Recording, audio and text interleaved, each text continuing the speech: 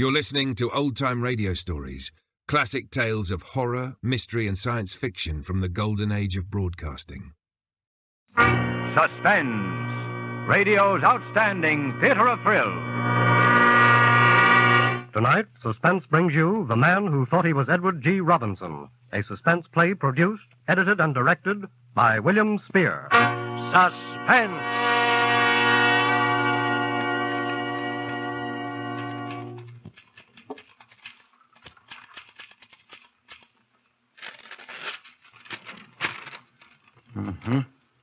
Now, well, I'm making this statement in accordance with a promise to a very dear friend. It is a complete statement in every detail, even including those matters which are to me personally incriminating. Because my trust in my friend is such that I haven't the slightest concern on that score or any other. What follows concerns primarily two persons. Myself, Homer J. Hubbard, and my wife, Ada Sampsey Hubbard. Even when I was courting Ada, I was aware that hers was a strong and domineering personality, to say the least. And after we were married, well, at first I put up with Ada's constant nagging and petty persecutions as best I could. I put up with them. It wasn't until a memorable evening in 1930 that the first dim outlines of an escape and finally a plan began to take shape in my mind. Ada and I had gone to the movies to see a picture called Little Caesar, with an actor in it whom I had never heard of before.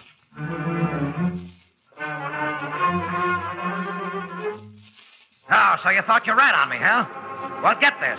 Nobody rats on Little Caesar, see?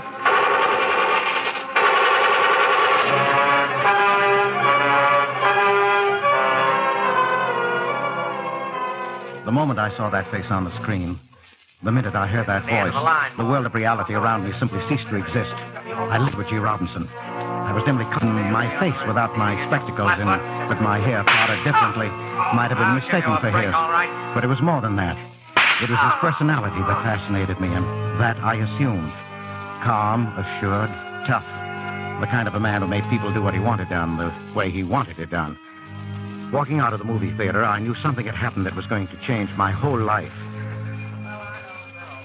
Well, there's Blair. Little Caesar, they call him, and well, they may. What's his name? Edwin G. Robertson? Edward G. Robinson. Oh, Edward Robertson. Well, I'll wait. You'll be hearing plenty about him from now on. He's no Casper Milquetoast. Yes, dear.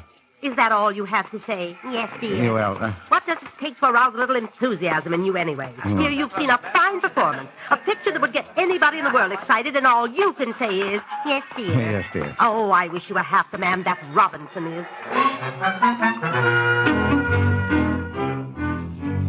But from that moment, I no longer really cared what Ada wished or thought. I had begun my escape into a dream world of my own making, a world in which I was Edward G. Robinson. As the weeks went by, I began to identify myself with him more and more. I imagined myself in countless dangerous situations, and when no one was looking, I imitated him and affected his mannerisms. I would start daydreaming at my desk, wondering what the other people in the office would think if I suddenly exposed this hidden side of my personality. Has he suddenly gone crazy? What's the matter with him? Okay, everybody. Now stay where you are. Hold your hands over your head. I don't want any monkey business, see? Now stand back there, Ryan. Any funny stuff from you, and I'll let you have it. Hubbard, this is preposterous. What do you mean by such behavior? Is this your idea of a joke? You'll see whether it's a joke or not if you make one false move. Now, this isn't a water pistol I'm holding here, you know. Hubbard, you're fired. Leave this office immediately. I'm fired. I'm getting out, all right, but I'm not fired, see? I'm leaving Well Hill, and that's where you come in, Mr. Ryan. Please, Hubbard. Oh, now be reasonable. Now, shut up. You know what I tell you. Keep your hands up in the air. Walk over to that safe. You better do it. Come on, open it up. Get all the money out of it. Put it right here on the desk in front of me. Now, get going. All right. I don't want to have any trouble with you, Ryan. I'm going to count 3, and if you're not moving when I finish, you'll never move again, see? Hubbard. 1, Hubbard. 2. Hubbard. Hubbard. What are you doing daydreaming like that? You better get busy, or I shall be forced to report you to Mr. Pemberton again. Oh. I'm sorry, Mr. Ryan. I'm terribly sorry. I can't understand what could have come over me.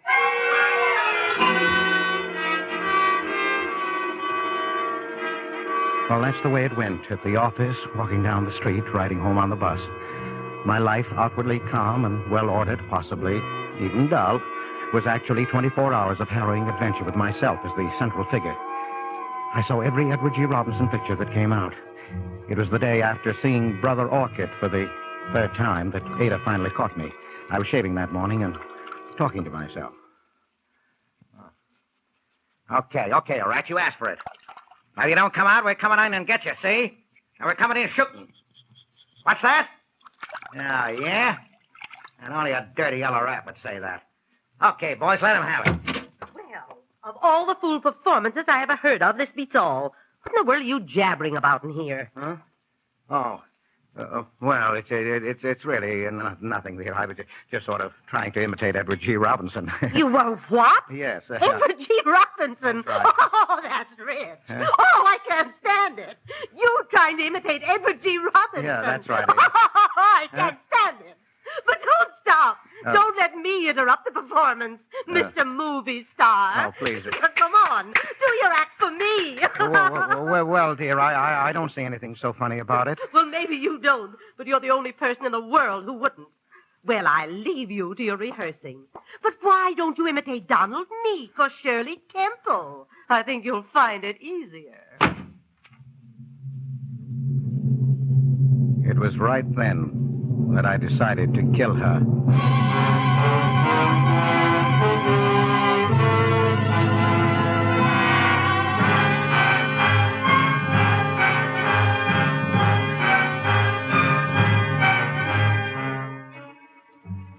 I might have decided to have mercy on her if she'd only let me alone. But Ada could never leave anyone alone. She ridiculed me at home and in front of our friends. Sometimes she would let a few weeks go by without saying anything, and I would think that perhaps she had forgotten. But Ada never forgot. She would wait until we were in a group of people, and then she would come out with it. Why, my dear, you mean I haven't told you about Homer's dream world? He thinks he's Edward G. Robinson. Oh, no! Tell us, Mr. Homer G. Robinson, when do you think you'll be getting your next contract from Hollywood? Oh, you folks have got Homer all wrong. He's a killer at heart. Just a cold-blooded killer.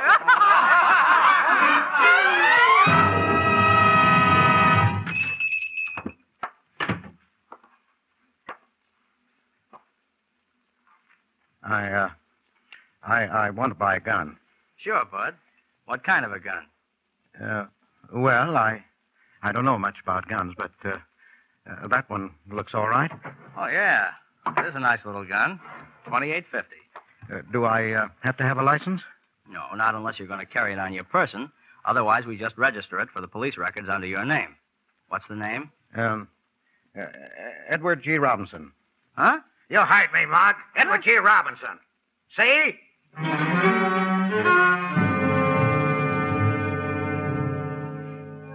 Oh, I had made my plans very carefully. My plan was that her murder would look like suicide. It would be a night when the moon was full, so that I could see her head on the pillow and aim carefully. I would fire the shot, quickly wipe my fingerprints from the handle of the gun, and push it into her hand. Then, as the shocked and bereaved husband, I would call Dr. Wallace. The police wouldn't come until later, and when they did, I would be ready for them. I was so busy laying my plans that I hadn't been reading the papers and had to be told the big news. Homer, I beg your pardon, Mr. Robinson. Would you mind passing the spinach? That is, if you're not too preoccupied in planning your next murder. Yes. You held up any banks lately, Homer? Here you are, dear. Say, that reminds me. Yes. All kidding to one side, as a fellow says. Did you know that he's going to be here in town next week? Who? What? Edward G. Robinson. He's What? going to address the hobbyist convention. That's so. Yeah. Well, I'd like to hear him. I would, too. I'd like to see what a real He-Man is like, not just a poor imitation.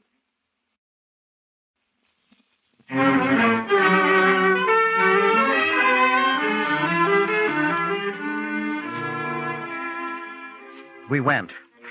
And at first, it was the most terrible disappointment of my life. Because he wasn't tough or hard-boiled or anything like it. He seemed to be a mild-mannered man. And he talked about orchids and modern art. They were his hobbies, he said, raising orchids and collecting paintings, modern paintings.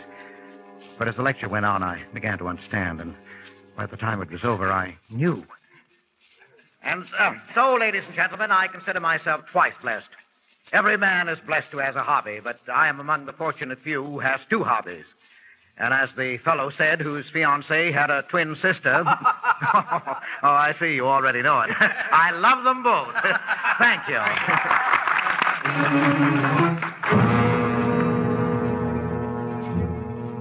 Later that evening, I made an excuse to get away from Ada and went down to the hotel where I knew Mr. Robinson was staying.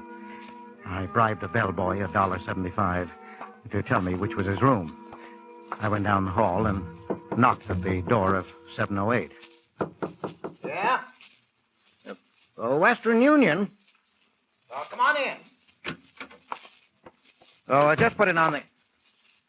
Well, say, Western Union dresses their boys up pretty snappy in this town, don't they? Well, I must apologize for adopting the subterfuge, Mr. Robinson, but I have something of the utmost importance to discuss with you, and I was afraid that you might not see me since we had never been formally introduced.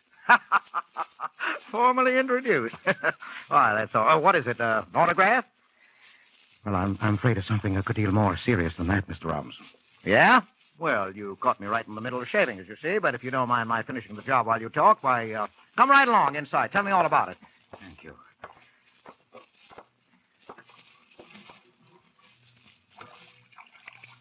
Ah, now what's on your mind?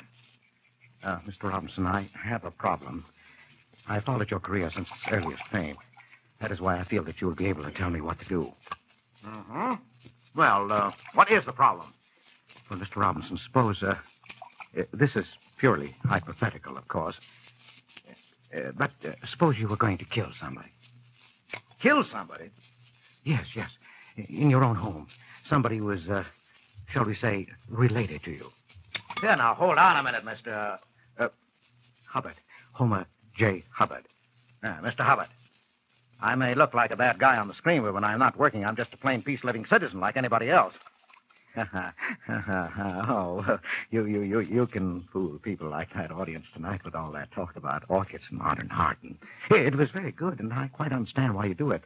A man in your position must have a front, of course, but you didn't fool me. I knew I could come to you and be perfectly frank. Yeah, well, what about? Why, about the murder. About the what? Look at me, Mr. Robinson. I'm a shy, inhibited, weak, utterly ineffectual person. I've none of your assurance, your hardness, your ability to cope with any situation, the direct, the ruthless way. How many times I wished I had. Because for 20 years, my life has been made horribly, unbearably miserable by one person, my wife. Oh, so that's the way it is. Yes, for years I bore it as best I could. And then one day I thought, how would you have coped with it? And of course I knew at once. You would kill her. Yeah, now, wait a minute. Say, are you kidding me? Oh, no, Mr. Robinson, I wouldn't think of such a thing. Look here. I even secured a gun to do it with. You what? Hey, better give me that thing. No, don't point it. Hand it to me by the barrel. Now, we'll put it over here. Safer, you know. Yes, I must admit, I know very little about firearms, and they're quite distasteful to me. Yeah, you and me both. I mean, small arms like that. Of course, a Tommy gun, that's different. That's the only thing to use. Yeah, I suppose you're right, but I didn't know where to get a Tommy gun. I was afraid even if I did, I'd never master the art of using it. Yeah. Now you want to kill your wife, is that it? You want me to help you? If you would, Mr. Robinson. If you could spare the time. I can't tell you how grateful I'd be. Yeah, well, you know, Mr. Hubbard, you look like a pretty nice little guy. Your wife must really be an old battle axe to have got you in a frame of mind like this. All right, I'll tell you what I'll do. I will help you. Oh, Mr. Robinson. Yeah, but it's got to be done my way, see? It's got to be done right. You got to plan these things now. Take this gat, for instance. That's no kind of a rod to kill your wife with. Why, the caliber is all wrong. The ballistics would be all wrong. The dicks would be on your trail just like that. Now, I got a gat home that's perfect for this job, get me? I've knocked off Humphrey Bogart, Orson Welles, Jimmy Cagney. Oh, I don't know how many guys with it. Now, the first thing when I get home, I'll send it to you, parcel post. Would you, Mr. Robinson? Oh, sure. Now, when you get it, just lay low, see? Don't do a thing until you hear from me. I'll lay this thing out with some of my boys, and then I'll get in touch with you, okay? Oh, Mr. Robinson, I don't know how to thank you. Oh, forget it, pal. What's a little murder between friends?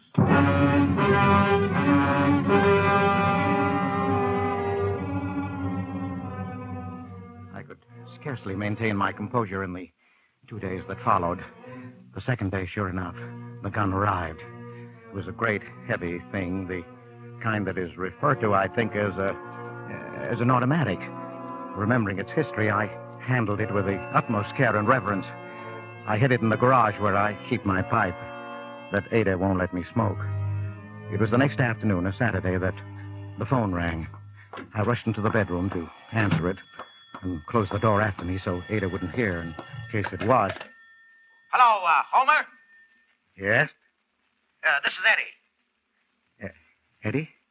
Yeah, Eddie Robinson. Oh, yes. Mr. Eddie. You get that package I sent you? Yes, I got it.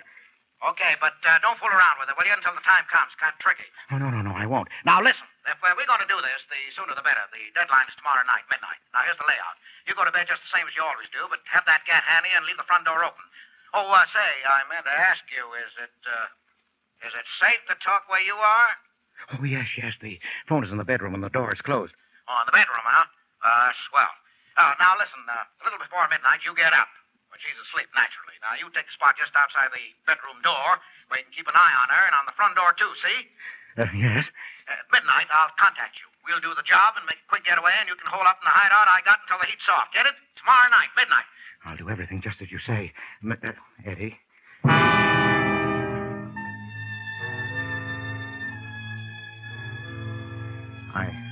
I followed his instructions to the letter. It seemed hours before Ada went to sleep that night. It seemed days until my watch finally crept around towards midnight. But at last the time had come.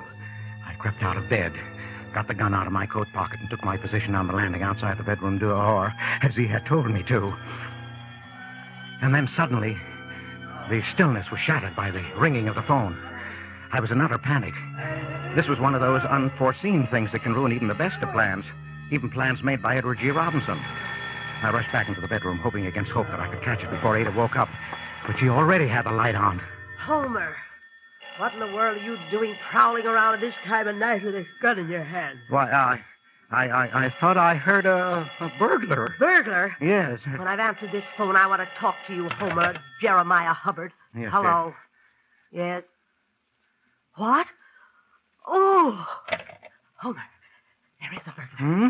Someone just saw him trying to get in the house. Are you sure? Of course I am. Somebody just phoned that they saw him. Oh. Well, don't stand there. No. You've got a gun. Go down there and stop him. Yes, but Go Ada... on. You want us to be killed in our beds? Go on, I say. Oh, Ada, why do you have to spoil everything?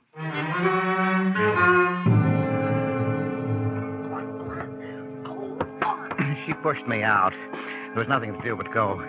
I crept down the stairs in the darkness. I knew what Edward G. Robinson would have done. He would have gone down and captured the burglar without the slightest trouble and turned him over to the police after giving him the beating he deserved. Yes, but somehow I didn't feel much like Edward G. Robinson just then.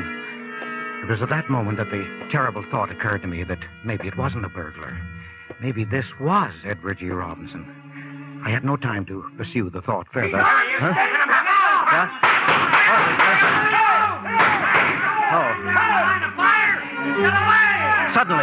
Suddenly, there was a barrage of shots and a confused yelling of voices.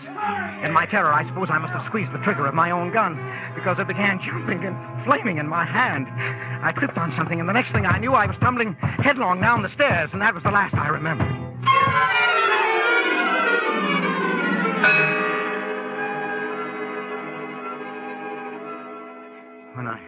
When I woke up, Ada was holding my head in her arms, and she was crying. They made me stay in bed for a couple of days, but I really didn't mind. There were reporters to see me and take my picture for the paper, and all kinds of people. Even Mr. Ryan and Mr. Pemberton came to see me, and Ada. Well, Ada was simply a changed person. Nothing was too good for me. My slightest wish was literally her command. If the whole thing hadn't been an accident, if I'd planned it that way, it couldn't have turned out better.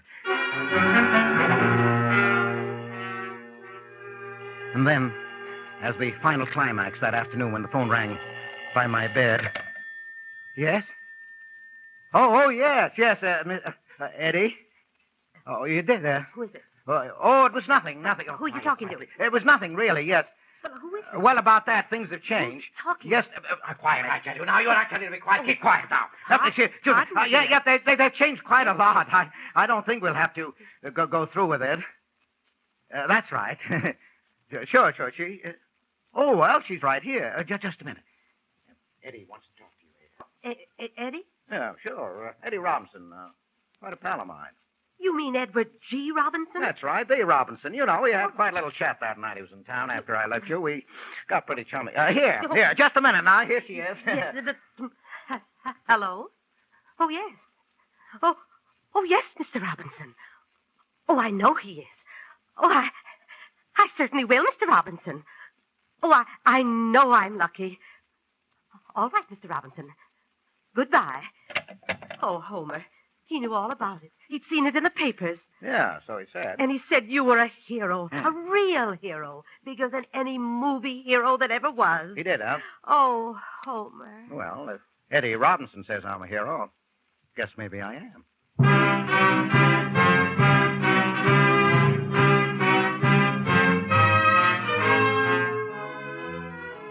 It couldn't have turned out better, Eddie. And you know how grateful I am. I'm a regular little Caesar around town now. My married life is all I've ever wanted it to be. Of course, there are some things about the whole thing that confuse me a little. It has even occurred to me, I will confess, that you might have had more of a hand in it than was generally known, that the gun you sent me might have contained blanks, I believe you call them, because in spite of all the shooting, there wasn't one bullet hole anywhere in the house, and the gun had disappeared, which confused the police somewhat, too. And that the burglars might have been some of your boys playing a little joke. Yeah, but I don't think you would do a thing like that to a pal, Eddie, would you? I don't even think you would use the statement that you asked me to send you to hold over my head as a guarantee that I wouldn't try to kill Eddie again. Not that I ever would. But even if you did all that, Eddie, I don't really mind.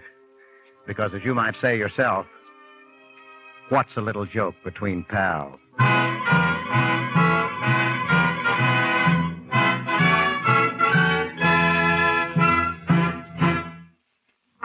Suspense, radio's outstanding theater of thrills.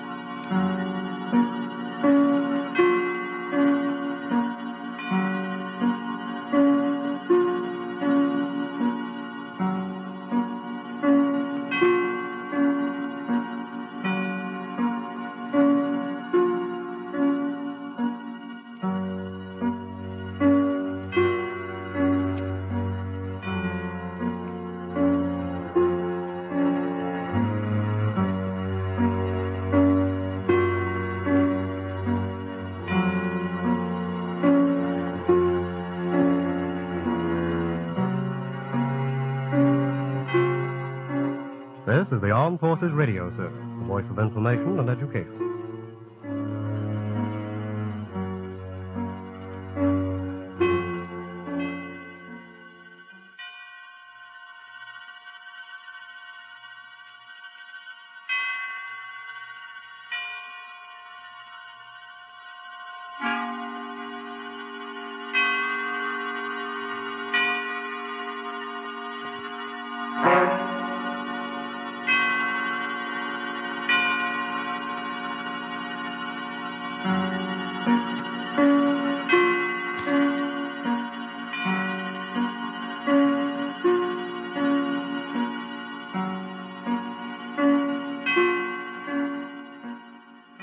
Thanks for tuning in to Old Time Radio Stories. Follow us for more timeless tales and get full video episodes plus bonus content at patreon.com/The Forbidden Knowledge Network. Some things are hard to commit to, like learning how to surf or saving for a family vacation. But one commitment that's easy, switching to Fios Home Internet with a 5-year price lock guarantee. That means 5 great summers of fast, reliable internet at the same low price. All with the Fios 1 gig internet plan. Plus no hidden fees or equipment charges. Call 1-833-VERIZON to switch today. Price guarantee applies to base monthly rate only for new and existing My Home customers.